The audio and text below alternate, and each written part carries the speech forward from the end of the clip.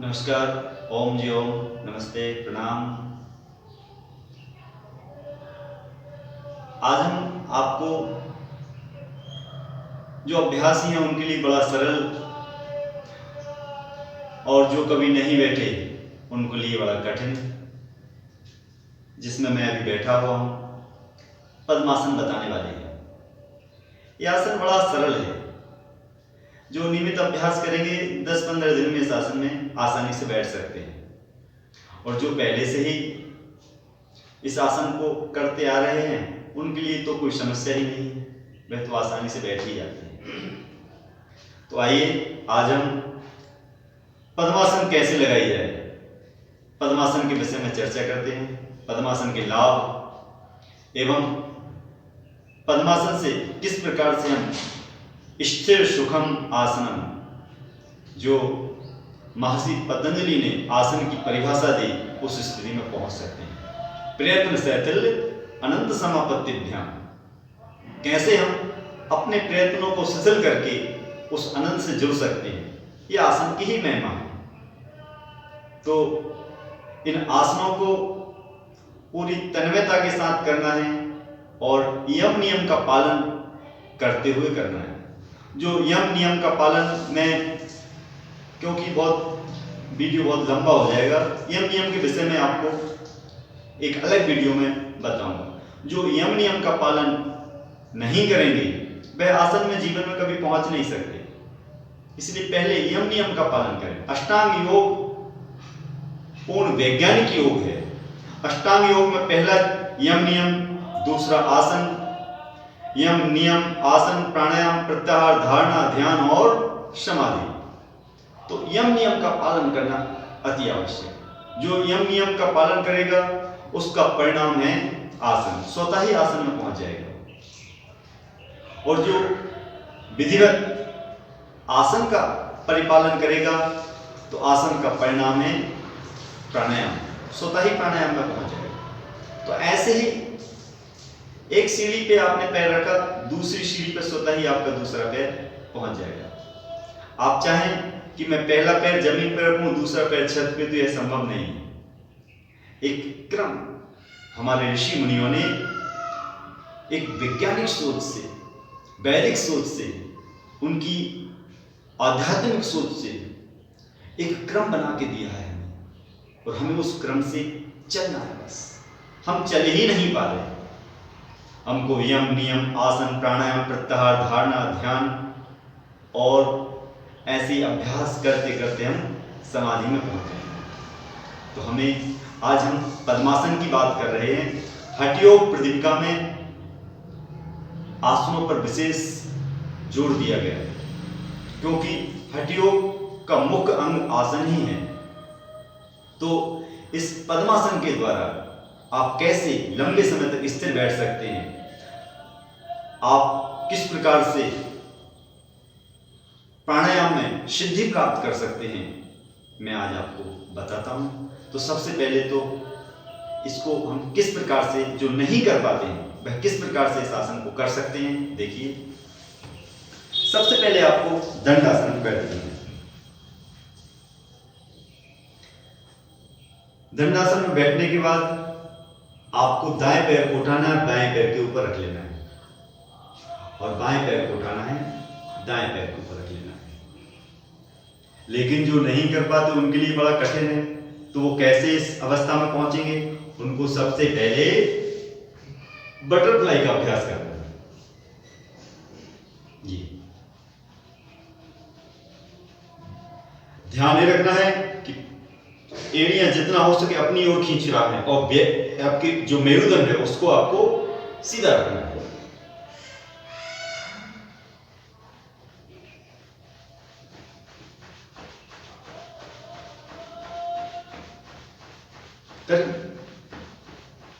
जितना बटरफ्लाई आप करेंगे उतने ही जल्दी आप पद्मासन में, आपके घुटने जमीन से लगना चाहिए। इस प्रकार से बटरफ्लाई करने के बाद दोनों पैर सामने, दाएं पैर को बाएं पैर के ऊपर रखेंगे, घुटने को नासिका तक ले जाएंगे, थोड़ी देर रुकेंगे और नीचे। नीचे, नीचे, आराम से ये। इसके बाद पैर को ऊपर उठाना है, छोड़ देना है। आपकी थाइस की मांसपेशियों में लचीलापन आएगा। हिप्स का जो मैद है, फैट है, वह भी हटेगा। इस प्रकार से अब दोनों हाथों से आपको पंजे को पकड़ना है और नासिका तक ले जाना है।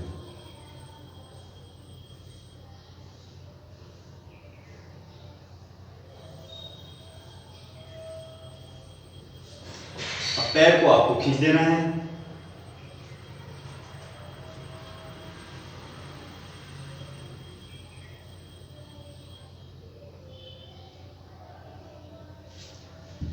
इस प्रकार से दाएं पैर को, इसी प्रकार से बाएं पैर को।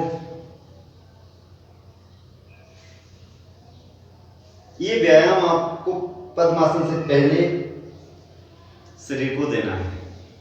इन व्यायामों के माध्यम से आपकी थाइस और हिप्स के पास का जो मांस है वह पिघलेगा। आपकी थाइस की मांसपेशियों में लचीलापन आएगा। पैर को ऊपर उठाना है, झूल देना है।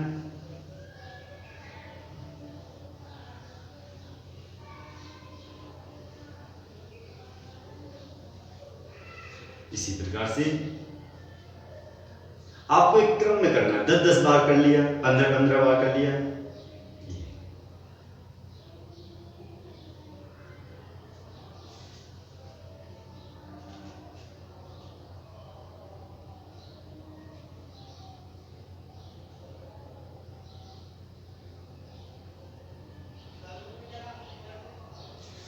तो इस प्रकार से इन अभ्यासों को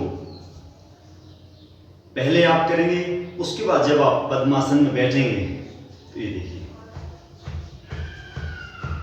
आराम से इसको एक्स्ट्रा देके जितना हो सके एड़ी को अपने पेट के पास ले जाने की कोशिश करनी है। एड़ी को, इस पैर को अच्छे सेट कर लिया। उसी प्रकार से बाएं पैर को उठाना है और यहां आके थोड़ा सा दिक्कत करो, ऐसे उठाना। शुरुआत में 1 2 3 4 5 6 7 8 9 10। धीरे धीरे पैर यहाँ आएगा, ऐसे रुक जाना है और आराम से आप बैठ सकते हैं। जैसे ही पद्मासन में आप बैठेंगे वैसे ही आपकी शीघ्र नाली पर दबाव बनेगा, आपका मूलाधार एक्टिवेट हो जाएगा। जैसे ही मूलाधार आपका जागृत होगा, आपका स्वादिष्टान जागृत होने लगेगा, मणिपुर जागृत होने लगेगा, अनाहत, विशुद्धि, आज्ञा और सहस्त्रार। आपका पूरा शरीर स्थिर हो जाएगा, क्योंकि जिस व्यक्ति के चक्र जागृत होने लगते हैं वह व्यक्ति स्थिर हो जाता है। जिस व्यक्ति की कुंडलिनी उद्गामी होने लगती है वह व्यक्ति स्थिर हो जाता है। महर्षि पतंजलि ने बहुत अच्छी परिभाषा दी, प्रयत्न शिथिल आनंद समापत्तिभ्याम। जो व्यक्ति अपने प्रयत्नों को शिथिल कर दे, उस आनंद से जुड़ जाए, वह उसकी अवस्था स्थिर सुखम आसनम की ही अवस्था है। वह आसन ही है, भले ही वह किसी अवस्था में बैठा हो, चाहे लेटा हो, वह आसन ही है। तो इस प्रकार से आपको पद्मासन के द्वारा पूरी तरह से स्थिरता मिल जाती है। पूछिए क्यों? क्योंकि आपके दोनों घुटने जमीन पर हैं, आपके हिप्स बोन, आपके हिप्स जमीन पर हैं, आप अधर में नहीं हैं। और जब हम ऐसे आलती पालती मार के बैठते हैं घुटने ऊपर रहते, इस प्रकार से अधर में रहता है व्यक्ति। तो ना नीचे की ओर जाता है ना ऊपर की ओर जाता है, ना ध्यान में पहुंच पाता है और ना पूरी तरह से विकृति हो पाता है। वो बीच में अटका रहता है, उसको कुछ समझ में नहीं आता है। वर्षों वर्ष अभ्यास करते रहते हैं लेकिन कुछ समझ में नहीं आ पाता है। तो इससे पूरा शरीर हमारा बैलेंस में आ जाता है। देखिए दोनों घुटने जमीन पर आ जाते हैं, उधर आपकी हिप्स भी पूरी तरह से जमीन पे आ जाती है। कभी भी आपको जीवन में बैक पेन नहीं होगा, क्योंकि आप पूरी तरह से आप जमीन पर बैठे हुए हैं, अधर में नहीं है। तो इस आसन को करने से आपका मेरुदंड जीवन भर स्वस्थ रहेगा। आपको घुटनों की प्रॉब्लम जीवन में कभी नहीं होगी। टखनों से लेके और उंगलियों से लेके आपकी कमर तक समस्त वायु जो है शरीर से बाहर निकल जाती है, क्योंकि आप देखिए पूरा दबाव आपके पैरों पे ही आ रहा है। तो पैरों के विकार पूरी तरह से खत्म हो जाते हैं। और इस पद्मासन को यदि आपने कर लिया तो इसी पद्मासन में सैकड़ों आसन हैं जिनको फिर आप कर सकते हैं, जो मैं आपको बाद में बताऊंगा। देखिए आप योग मुद्रा आसन, तो इनके विषय में मैं अच्छे से आपको समझाऊंगा। आप यदि पद्मासन में बैठ गए तो सैकड़ों आसन कर सकते हैं। बड़ी एडवांस आसन है, पद्मासन के बाद ही शुरू होती है। तो इस पद्मासन का नियमित रूप से अभ्यास करिए, स्थिर सुखम आसनम की स्थिति में पहुंचिए और फिर हो सके तो इस पद्मासन में बैठ के ही सारे प्राणायाम आप करें। इसके अनेक लाभ हैं और सारे लाभ आप इस आसन में बैठ के प्राणायाम करिए, आपके अनुभव में ही आएंगे। जो अनुभव में आए वही लाभ है दोस्तों, क्योंकि आप कितना ही खा लो, नहीं पचा तो वो आपका नहीं है, वो गटर का है।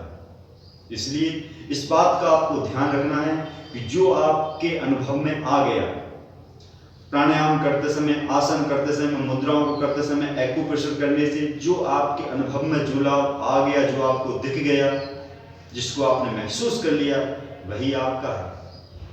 वरना ज्ञान तो अनलिमिटेड मिल ही रहा है सभी जगहों से, यूट्यूब से भी, संतों महात्माओं से भी, सबसे ज्ञान मिल रहा है।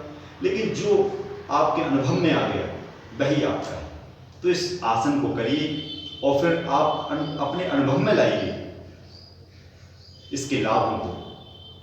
नियमित रूप से करिए और कुछ समय इस आसन में आपको स्थिर रहना है।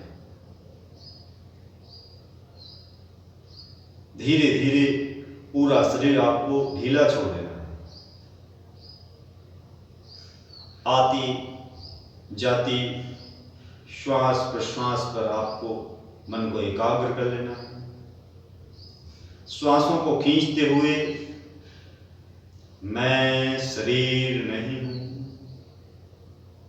श्वासों को छोड़ते हुए मैं मन नहीं हूं,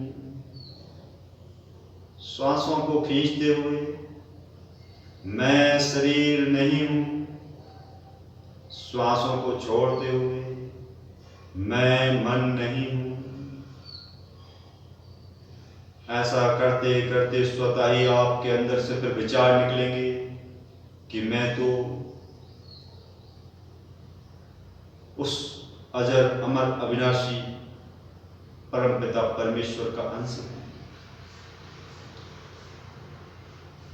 जिसके अंदर असीम शक्ति है वह मुझे भी शक्ति दे रहा है, जिसके अंदर असीम ज्ञान है वह मुझे भी ज्ञान से परिपूर्ण कर रहा है, जो असीम प्रकाश से प्रकाशित है वह मुझे भी पूर्ण रूप से प्रकाशित कर रहा है, जो क्लेश कर्म विपाक आशय अपरमृष्टा पुरुष विशेष ईश्वरा वह मुझे भी क्लेशों से, कर्मों से, कर्मों के फलों से, संस्कारों से सर्वदा सर्वदा मुक्त कर रहा है।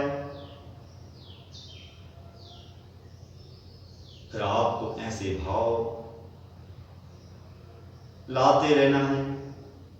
शुरुआत में आपको इस प्रकार के भाव लाने पड़ेंगे, बाद में वह स्वतः ही आपके अंदर से निकलने लगेंगे। आपके एक एक रोम से जो है यह भाव निकलने लगेंगे और धीरे धीरे आप प्रयत्न शिथिल अनंत समापत्तिभ्याम अपने प्रयत्नों को शिथिल करके उस अनंत की ओर बढ़ते चले जाएंगे। अपने आप नहीं खो जाएंगे, भूत भविष्य मुक्त हो जाएंगे, दृष्टा भाव में आ जाएंगे, साक्षी भाव में आ जाएंगे, आत्म भाव में आ जाएंगे, आत्म आनंद से अभिभूत हो जाएंगे।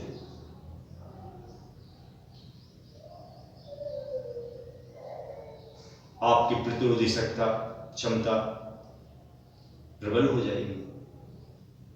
आपके शरीर से विषाक्त तत्व बाहर निकल जाएंगे, सभी प्रकार के टॉक्सिन शरीर से बाहर निकल जाएंगे। पूर्ण रूप से आप सकारात्मकता से भर जाएंगे। 5 मिनट, 10 मिनट, 15 मिनट, 20 मिनट, 1 घंटे, जितना हो सके ऐसे ही आप बैठे। बैठे।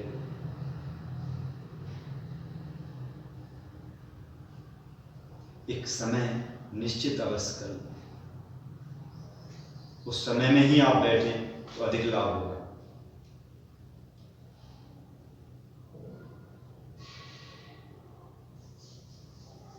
आपको खुद अनुभव में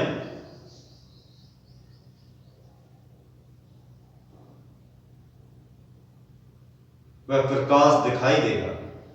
आपको अनुभव में ऐसा लगेगा कि जैसे मैं जमीन से ऊपर उठ रहा हूं। आप बिल्कुल हल्के हो जाएंगे।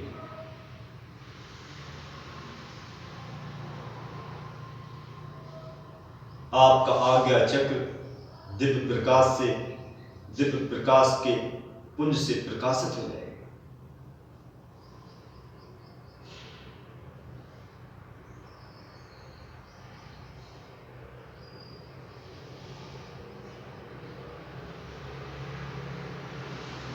धीरे धीरे ईश्वर की प्रति पूर्ण कृतज्ञता के भाव रखते हुए हथेलियों को ऊपर ले जाना है। दोनों हथेलियों में घर्षण करना है।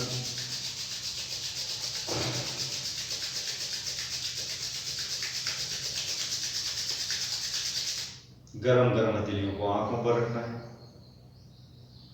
अलग अलग प्रकार के रंग, और वो भी ऐसे रंग कि जो जीवन में आपने कभी देखे नहीं।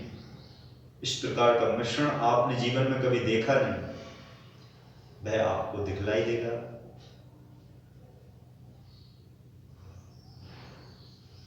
आप चाहते हो भी आपको आंखें खोलने की इच्छा नहीं होगी।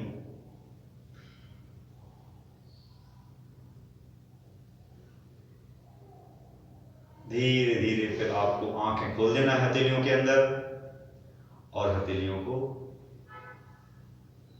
हटा देना। तो दोस्तों, ये तो एक पद्मासन की बात की। सभी आसने आप नियमित रूप से इसी प्रकार से करेंगे, ईश्वर मुखी होकर करेंगे, तो आपको ऐसे ऐसे चमत्कारिक लाभ मिलेंगे जिनकी हमने आपने कल्पना भी नहीं की होगी। तो नियमित रूप से इन आसनों को करिए। नियम का पालन करते हुए सभी आसनों को आपको करना है, तो आपको 100% शारीरिक, मानसिक और आध्यात्मिक लाभ इन आसनों से मिलेंगे। नमस्कार। नियमित रूप से करिए। स्वस्थ रहिए, मस्त रहिए, आनंदित रहिए। नमस्कार।